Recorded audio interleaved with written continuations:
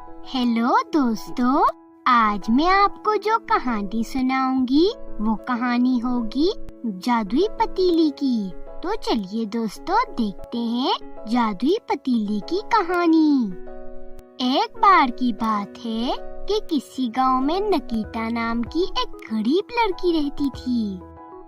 वो दूसरों के घर में झाड़ू पोछा और बर्तन धोकर अपना गुजारा करती थी। एक बार वो पूजा नाम की एक लड़की के घर काम करने जाती है।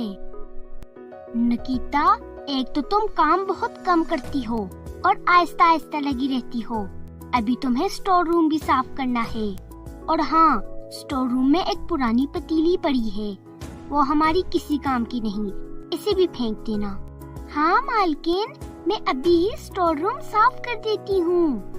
फिर नकीता स्टोर रूम साफ करने चली जाती है। उसे स्टोर रूम में वही पतीली मिलती है। नकीता उसे फेंकने चली जाती है। वो उसे नदी के पास फेंकने ही वाली होती है कि तभी वो पतीली कहती है, मुझे मत फेंको लड़की, मैं तुम्हारी मदद कर सकती हूँ। तुम मुझे अपने घर ले जाओ और तुम मुझसे जो खाना मांगोगी मैं तुम्हें दे दूंगी। फिर नकीता उस पतीली को अपने घर ले आती है। नकीता उस पतीली से ढेर सारा खाना मांगती है। तभी पतीली में से ढेर सारा खाना निकलता है। नकीता ये देखकर बहुत खुश हो जाती है। अब नकीता को खाने में कोई दिक्कत नहीं होती थी। फिर एक दिन नकीता सोचती है, क्यों ना मैं एक रेस्टोरेंट खोल दूं। इस तरह मैं अच्छे अच्छे खाने बेचकर बहुत सारे पैसे कमा सकूंगी। फिर नकीता अपना एक रेस्टोरेंट खोल देती है। लोग नए रेस्टोरेंट को देखकर बीच में खाना खाने आते हैं। सब लोगों को खाना बहुत लजीज लगता है। उनमें से एक लड़की कहती है, वाह नकीता, तुम्हारा खाना बहुत लजीज है। अब तो मैं रोजाना तुम्हारे रेस्टोरेंट में आया करूंगी। हाँ हाँ नकीता, मैं भी रोजाना तुम्हारे रेस्टोरेंट में खाना खाने आया करूंगी। नकीता बहुत खुश हो जाती है। सब लोग उसे पैसे देकर वहाँ से चले जाते हैं। इस तरह एक महीना बीत जाता है। नकीता के पास जो पैसे जमा होते हैं, वो उन सब पैसों को जमा करके एक बहुत बड़ा घर बनाती है और अपने लिए बहुत से कपड़े और ज्वेलरी खरीदती है।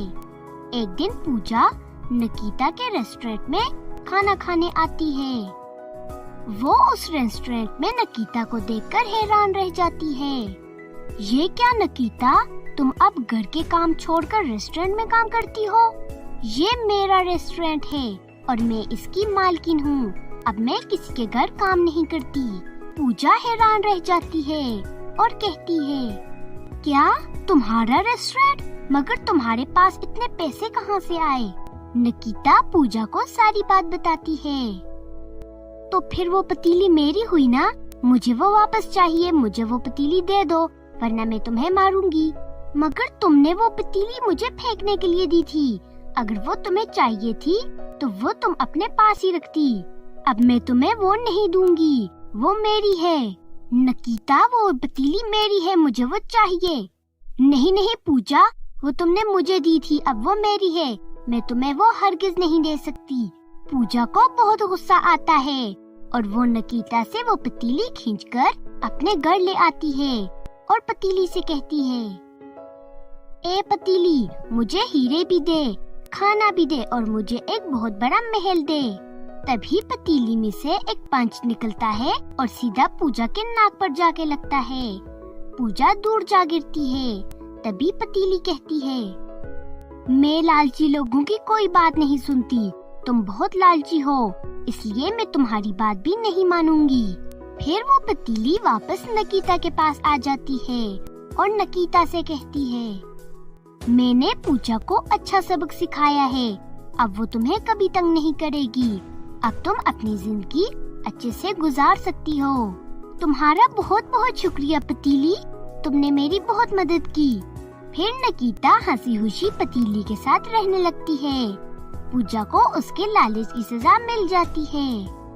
तो दोस्तों, अगर आपको हमारी ये कहानी पसंद आई हो तो प्लीज हमारे चैनल को सब्सक्राइब करें और बेल आइकन को दबाना मत भूलें।